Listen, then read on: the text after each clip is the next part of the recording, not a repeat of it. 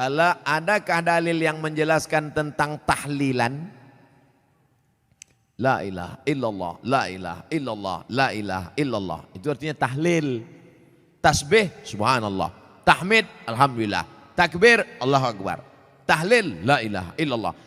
Man halala, siapa yang mengucapkan tahlil, summa ahdatsa wabahu ilal mayyit, kemudian tahlil itu dihadiahkannya kepada si mayit, orang mati, yantafi'u bihi, pahalanya sampai dan orang mati itu dapat manfaat. Begitu kata Imam Ibnu Taimiyah dalam kitab Majmu' Fatwa Ibnu Taimiyah.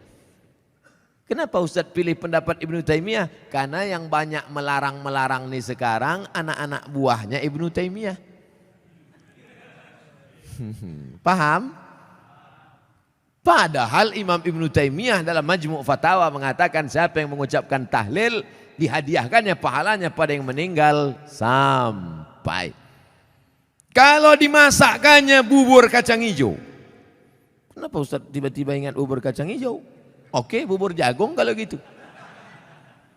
Lalu kemudian dihadiahkannya pahalanya untuk almarhum. Sampai apa tak sampai? Sampai. Mana dalilnya? Mana? Kata Sa'ad, ummi matat, makku mati. Afa atasaddaqu anha, kalau aku bersedekah pahalanya sampai tak untuk emakku? Kata Nabi, tasaddaq, sampai. Sedekah enggak? Sedekah. Ayu sadaqatu afdal, apa sedekah yang paling afdal? Kata Nabi, saqyul ma', sedekah yang paling afdal mengasih air minum. Kalau air minum saja sampai, apalagi gulai baung. Artinya sedekah sampai, sedekah sampai, tahlil sampai. Apa lagi?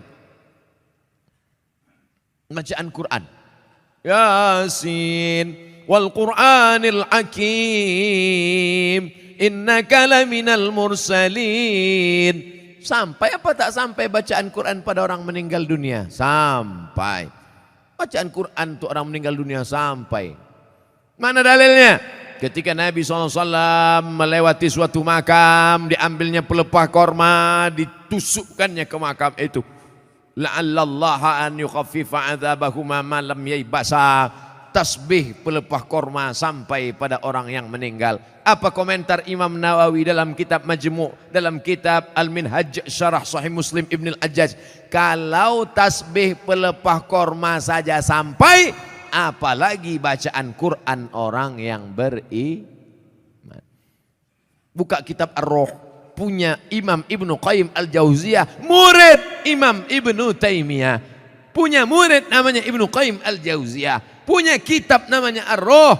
Diriwayatkan sampai kepada Imam Ahmad bin Ambal lewat di suatu makam, ada orang membaca Al-Quran. Imam Ahmad bin Ambal melarang, tapi orang itu menyebutkan riwayat hadis, ternyata perawinya thiqah, bahwa Nabi punya sahabat namanya Abdullah bin Umar, anak Umar bin Khattab, berpesan, kalau aku mati nanti bacakan di atas kuburku pada bagian kepalaku pangkal Al-Baqarah, pada bagian kakiku ujung Al-Baqarah. Itulah dalil bacaan Quran sampai untuk orang yang sedekah sampai, tahlil sampai, baca Quran sampai. Sudah saya sebutkan dalil-dalilnya. Tak juga percaya, saya tak bisa menjawab. Habis sudah.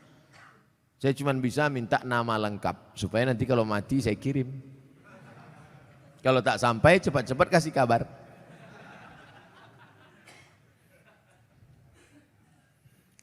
Mengazankan anak baru lahir itu apa dalilnya Pak Ustadz? Nabi mengazankan ke telinga Sayyidina Al-Hasan, anak Fatimah radhiyallahu anha, adzanas shalah, bunyinya seperti azan waktu azan salat.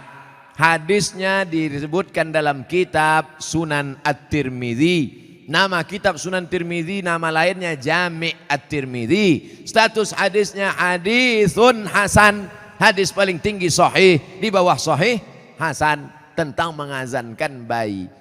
Anak saya mengazankan. Allahu Akbar, Allahu Akbar. Tapi tidak kuat macam itu. Terkejutlah dia. Nah, makanya bapak ibu yang hamil sekarang istrinya nanti bapak azankan. Tapi yang anak sudah lahir tak usah azankan lagi. Ini anak udah semester 2. Balik dari sini, sini sebentar. Allahu Akbar. Apanya ayah ini gitu.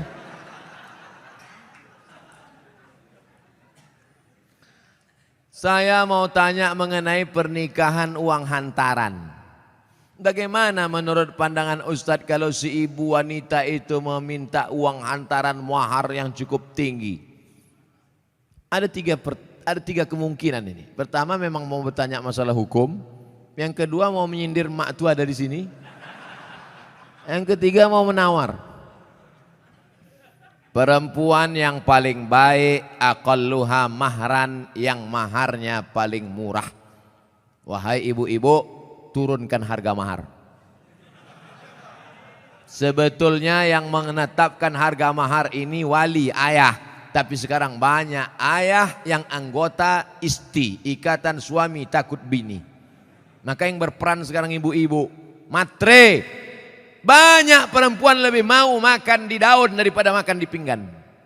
Oleh sebab itu turunkan standar nih sedikit. Jangan nanti setelah dia hamil barulah na'udzubillah, na'udzubillah. Datang dia baik-baik. Idza ja'akum man tardawna dinahu. Kalau datang kepadamu orang yang baik akhlaknya, wa khuluquhu, baik agamanya, fazawijuhu, nikahkan dia. Illa taf'alu, kalau tak kau lakukan, takun fitnatun fil ardi wa fasadun arid, maka terjadi kerusakan yang amat sangat berat. Tolong jangan sampai anak-anak muda ini besok buat baleho turun ke jalan, turunkan harga mahar, turunkan harga mahar. Kemudian jodoh itu seperti apa Pak Ustadz? Apa orang yang sudah menikah terus meninggal terus menikah lagi, apakah itu berarti jodohnya juga Pak Ustadz? Karena berjumpa orang berjodoh atau karena jodoh dia berjumpa? Memang jam-jam setengah 11 ini payah nangkap memang. Karena ada jodoh baru berjumpa atau karena berjumpa itu orang berjodoh? Karena ada jodoh lah maka berjumpa. Kalau tak ada jodoh sampai mati tak akan berjumpa. Kok Ustaz tahu? Saya pernah ngalami. Saya Dewan Juri Musabaqah Tilawatil Quran tingkat Provinsi Riau. Kalian pikir Ustaz alang-alang?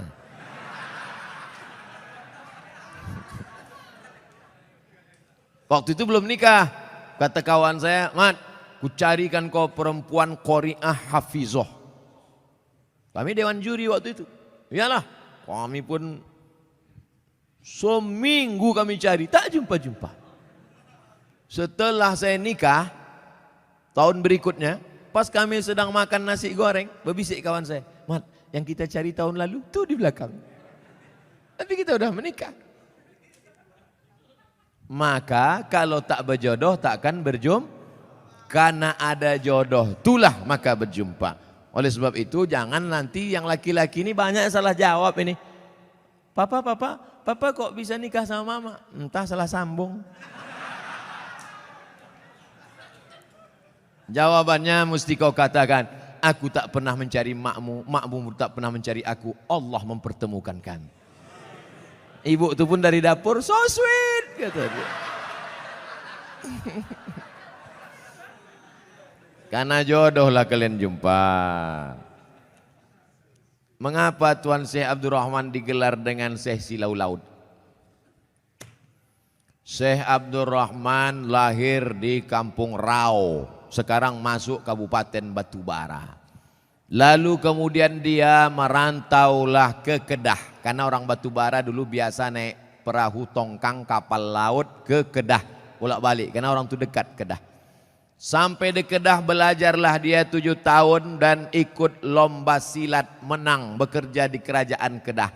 Setelah itu melanjutkan pendidikannya ke Tuan Syekh Wan Mustafa Al-Fatani. Fatani sekarang Thailand Selatan, Patani.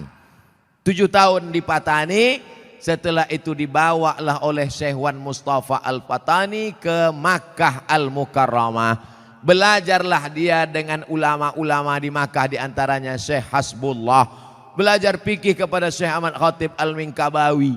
Setelah khatam belajar fikih, belajar tafsir, belajar hadis, belajar tasawuf, baliklah dia ke Rao.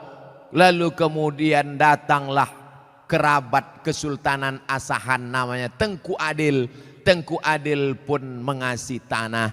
Wahai Tuan Syekh Abdurrahman, ini ada tanah. Nama tanah itu Silau Laut. Maka orang menyebutnya tak lagi sebut namanya tapi Tuan Syekh Silau Laut. Sama macam siapa tu? Tuan Syekh Besilam. Padahal nama aslinya adalah Tuan Syekh Abdul Wahab. Kampungnya di Rokan Hulu, namanya Rantau Binuang Sakti, tempat lahir Syekh Abdul Wahab Rokan. Tapi yang dipakai adalah Syekh Abdul Wahab Rokan. Sekarang jadi Kabupaten Rokan Hulu. Biasa itu. Tuan Syekh mana? Tuan Syekh Fulan. Nama kampungnya yang disebutkan. Tuan Syekh Purbabaru. Padahal namanya Tuan Syekh Mustafa Husain. Nah, jadi nama kampung yang disebut. Itu maka disebut Tuan Syekh Silau Laut karena nama kampung itu. Apa karomahnya Pak Ustadz? Banyak karomahnya disebutkan dalam buku ditulis oleh cucunya. Namanya Tuan Syekh Doktorandus Haji Mansur bin Haji Syekh Muhammad Ali bin Syekh Abdurrahman. Cucunya menulis buku. Ditulis pada masa Gubernur Raja Inal Siregar. Waktu haul dibagikan buku-buku itu. Banyak karomah disebut situ. Apa motivasi orang memasuki tarekat Sattariyah Pak Ustadz? Tarekat itu sampan. Ada sampannya namanya Sattariyah. Namanya nakhodanya Abdullah Sattari. Ada nama sampannya Saziliyah. Nama nakhodanya Abul Hasan As-Sazili. Ada nama sampannya Naqsabandiyah. Nama nakhodanya Bahauddin Naqsabandi. Ada nama sampannya Ahmadiyah, tapi bukan yang aliran Ahmadiyah yang sesat. Tarekat Ahmadiyah. Nama nakhodanya Sayyidi Ahmadil Badawi. Itu sampannya. Tapi lautannya tetap la ilaha illallah Muhammadur Rasulullah. Jadi yang mau ikut tarekat sama aja macam naik sampan. Lautnya la ilaha illallah, sampannya macam-macam. Ada yang mau sampan naik speedboat, mau cepat. Ada satu yang naik kapal tongkang kayu. Dia mau slow. Kau tak ikut? Enggak, aku mau menikmati laut ini, mau slow aja. Nah, macam-macam. Begitu lebih kurang gambaran tentang tarekat. Tarekat artinya jalan. Jalan mendekatkan diri kepada Allah Subhanahu wa ta'ala. Apa doa anak terhadap orang tuanya itu sampai? Hadis Sahih Muslim. Idza matal insan, kalau orang mati inqata'a, putus amalnya illa min salasin, kecuali 3. Shadaqatin jariyah, amal sedekah, ilmin yuntafa'u bih, ilmu yang bermanfaat. Yang ketiga, waladin salihin yad'ulah, anak yang soleh. Makanya kita selalu minta doa Rabbi habli minas salihin. Saya ingin sekali mendoakan orang tua saya supaya terbuka pintu hidayahnya karena kami sangat menyayanginya. Doakan orang tuamu di sujud terakhir saat sholat, sunat, tahajud, witir, duha. Tapi jangan pakai bahasa Indonesia, nanti sholatnya batal. Dalam hati saja. Ya Allah, ayahku ini berhentilah pakai sabu-sabu. Kenapa ketawa? Di masjid kami setiap malam Jumat ada pengajian. Kenapa cuma tiap malam Jumat? Tiap malam lah. Malam Senin fikih. Malam Selasa hadis, malam Rabu akidah, malam Kamis tasawuf, baca Ihya Ulumuddin, malam Jumat stop wirid Yasin, malam Sabtu pengajian akhlak, malam Ahad tablik akbar. Masjid mesti penuh tiap malam, karena kalau tidak kosong masjid. Akan tetapi waktunya dimulai ketika azan sholat isya hendak berkumandang, sehingga jamaah sholat isya pergi ke masjid lain. Apakah sikap Ustadz itu benar membuka pengajian ketika azan isya berkumandang? Habis sholat isya dulu, habis sholat isya baru buka pengajian. Kenapa mesti pas azan isya itu? Sholat isya dulu, habis sholat isya baru buka pengajian. Saya selalu membuka pengajian maghrib. Kalau pengajian di Pekanbaru maghrib. Supaya apa? Supaya orang sholatnya dua, maghrib berjamaah, isya berjamaah. Karena kalau dibuat isya, banyak jamaah datang lambat. Bahkan diumumkan, jamaah Ustadz udah terduduk setengah jam. Buat pengajian maghrib, maghrib ke isya. Di Malaysia kami gitu, maghrib, isya, pengajian. Habis isya, tanya jawab. Efektif. Doa berhajat, dia berhajat naik haji dengan menjual tanah. Namun anak-anaknya melarang, malah minta bagian tanah. Dibagi sebagai warisan jika orang tua meninggal. Sehingga orang tua tak jadi mendaftar haji. Bagaimana sikap orang tua dan sikap anak-anaknya ini? Desa kami banyak tanah, ladang lebar-lebar Pak Ustadz. Oh, kalau dapat anak tak bertuah, ini udah jadi. Datanglah emak-emak umur 70 tahun menggigil saya habis pengajian subuh. Ustadz, anak saya melarang saya karena saya mau pergi umroh. Dilarangnya karena dia katanya dapat warisan. Saya bilang, mestinya dia yang menggendong engkau sampai ke Makkah, balik lagi. Kau gendong emakmu ini ke Makkah, jalan kaki, tawaf, sa'i, umroh, balik lagi ke Medan, belum tentu dapat. Kau tebus sekali dia menjerit waktu mengeluarkan engkau dari perutnya. Ini tanah-tanah dia. Dia belum mati lagi. Udah kau atur pula harta warisannya. La ilaha illallah. Tak mencium bau surga orang durhaka. La yadkhulul jannah. Tak masuk surga. Siapa itu? Uququl walidain. Durhaka pada orang tua. Dia mau pergi haji, biar pergi haji. Mak, aku tak bisa membahagiakan kau, mak. Mestinya aku membayarkan ONH nih. Mestinya aku membawa engkau ke Makkah. Aku tak bisa. Ini di tanah-tanah dia. Mau berangkat dia. Berangkat di tanah suci. Ini harta dia pula ditahan. Disuruh pula bagi dia sebelum mati. La ilaha illallah Muhammad Rasulullah. Naik darah tinggi saya. Ustadz mohon pencerahan permasalahan saya ini. Beberapa bulan yang lalu saya keguguran. Usia kandungan 3 bulan 10 hari. Tapi ada yang berkata kepada saya bahwasanya saya terkena azab. Mohon jawabannya Pak Ustadz agar tidak mengganjal di hati saya. Semoga Pak Ustadz selalu dalam lindungan Allah Subhanahu wa taala. Amin ya rabbal alamin. La yusibul mu'min min nasabin wala wasabin wala saqamin wala syaukin yastakuha. Susah hati, gundah gulana, musibah, duri menusuk tapak kaki, illa kaffarallahu anhu biha sayiatu. Sesungguhnya Allah ingin menghapuskan dosa-dosamu. Bu, janinmu gugur 3 bulan 10 hari, kau bukan kena azab. Allah ingin membersihkan engkau dari dosa-dosamu, bu. Jangan kau dengarkan cakap orang. Di dunia ini kalau dengar cakap orang makin pusing kepala kita.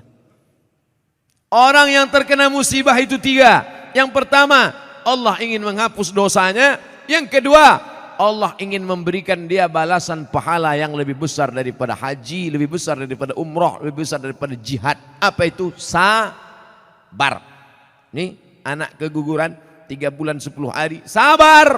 Maka Allah berikan balasan. Apa balasan ibu yang sabar keguguran? Innama yuwaffas sabiruna ajrahum bighairi hisab. Allah berikan balasan bighairi hisab, unlimited edition. Pertama, dosa ibu diampuni.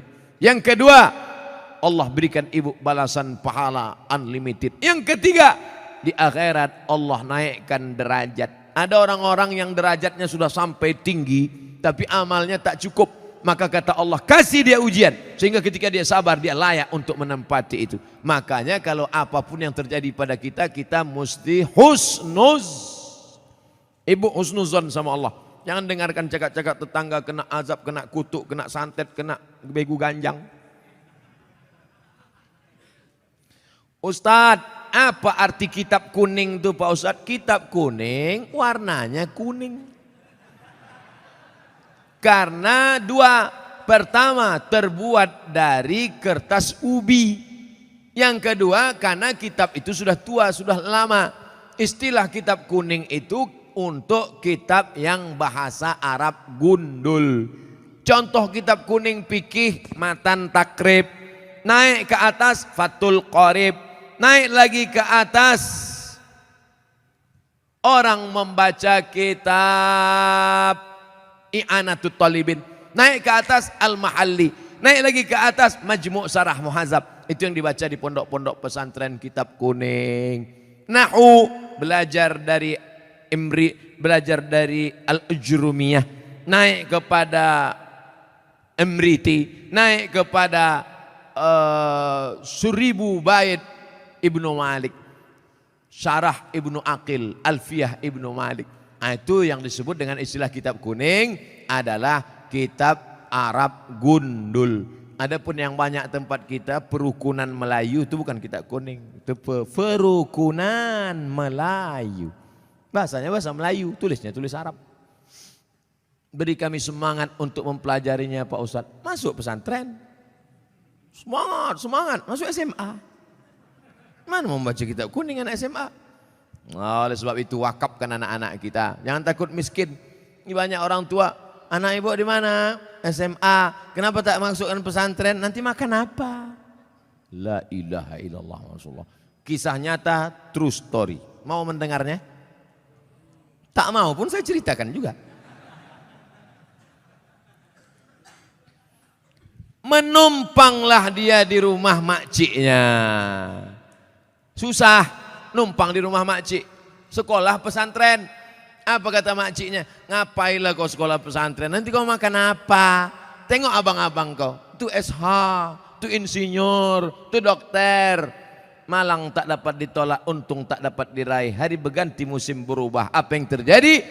Sekarang makcik di hari tua menumpang di rumah keponakan yang sekolah agama tadi, karena dia punya pondok pesantren dengan santri. Sekarang keponakan itu yang bisa ditumpang. Adapun yang dibangga-banggakan tadi, satu pun tak bisa ditumpang. Dunia tak dapat, akhirat melayang. Saya tak melarang anak-anak jadi insinyur, silakan. Mau jadi SHMH pengacara, silakan.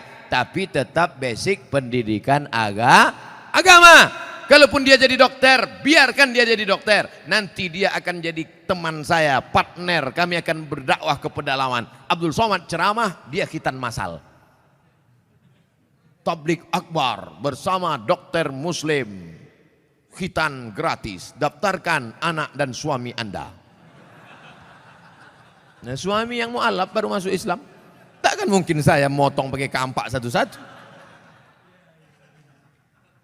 Pengacara, bagus. Tanah yang diambil korporat perusahaan asing. Siapa yang membela? Mahal menyewa pengacara. Datang, pengacara gratis dari Ikatan Sarjana Pengacara Muslim. Nah, ini penting. Pendidikan agama. Sanawiyah, aliyah, pondok pesantren. Adapun nanti kuliahnya silakan. Fakultas hukum silakan. Kedokteran silakan. Arsitektur silakan. Mudah-mudahan anak-anak kita semuanya selamat akidah ahlus sunnah wal jamaah. Tadi dimulai jam 9, sekarang jam 11 kurang 15. 2 jam kurang 15 menit. Kurang-kurang sedikit, maafkan Allah. Di akhir majelis mari kita berdoa kepada Allah. Doa orang ramai soleh-soleh yang baik-baik ini dikabulkan Allah SWT. Ala hadhihi niyyah wa kulli niyatin salihah. Al-Fatihah. A'udzu billahi minasy syaithanir rajim. Bismillahirrahmanirrahim. Alhamdulillahi rabbil alamin. Ar-Rahmanir Rahim. Maliki yaumiddin. Iyyaka na'budu wa iyyaka nasta'in. Ihdinas siratal mustaqim. صراط الذين أنعمت عليهم غير المغضوب عليهم ولا الضالين آمين. اللهم اجعل القرآن ربيع قلوبنا. Jadikan Al-Quran sebagai penenang hati kami ya Allah. Allahumma ja'al abna'ana wa banatina min huffazil Quran wal hafizat. Jadikan anak-anak kami menjadi para penghafal Al-Quran. Allahumma sallimna wa sallimil muslimin. Selamatkan kami dan selamatkan saudara-saudara kami ya Allah. Allahumma a'izzal Islam wal muslimin wa khudhulil kafarata wal musyrikin wa dammir a'da'aka a'da'ad-din. Allahumma ansurna 'alal qaumil kafirin. Allahumma ansurna 'alal qaumil munafiqin. Allahumma ansurna 'alal qaumil zalimin. Allahumma ansurna 'alal qaumil fasiqin. Allahumma ja'al hadzal balada baladan aminan mutmainnan ya'tihi rizquhu min kulli makan. Jadikan negeri kampung halaman kami ini negeri yang aman, damai, terbuka pintu rezeki dari segala penjuru ya Allah. Allahumma ja'al ikhwanana al-musabina minas sabirin. Jadikan saudara-saudara kami yang kau uji dengan musibah termasuk mereka orang-orang yang sabar. Alladzina idza asabathum musibah, ketika mereka ditimpa musibah, qalu, yang keluar dari mulut mereka, inna lillahi wa inna ilaihi raji'un. Ya muqallibal qulub, wahai engkau yang membolak-balikkan hati, sabbit qulubana, kokohkan hati kami ala dinik, dalam agamamu, wa ala ta'atik, dalam ketaatan kepadamu ya Allah. Allahumma ij'al salatana salatal khashi'in, jadikan salat kami salatnya orang-orang yang khusyuk ya Allah. Waj'al du'aana du'aal mutawarri'in, jadikan doa kami doa orang-orang yang warak, menjaga diri dari yang subhat ya Allah. Allahumma rzuqna rizqan halalan thayyiban mubarakan fih, berikan kami rezeki yang halal yang berkah supaya kami bisa berinfak, berzakat dan bersedekah ya Allah. Allahumma dafa'na al-ghala wal waba wal fasya wal riba wal zina wal munkar, selamatkan kami dari malapetaka, bencana, musibah, segala perbuatan keji dan munkar. Allahumma khtim lana bi husnil khatimah wa la takhtim alaina bi su'il khatimah. Allahumma ja'al akhir kalamina 'inda intihai ajalina, jadikan akhir kalam kami ketika ajal kami sampai, yang terakhir keluar dari mulut kami la ilaha illallah Muhammad Rasulullah sallallahu alaihi wasallam. Rabbana atina fid dunya hasanah wa fil akhirati hasanah wa qina adzabannar. Sallallahu ala sayyidina wa maulana Muhammad wa ala alihi wa sahbihi wa sallam, walhamdulillahi rabbil alamin. Taqabbalallahu minkum minna wa minkum, taqabbal ya karim. Assalamualaikum warahmatullahi wabarakatuh.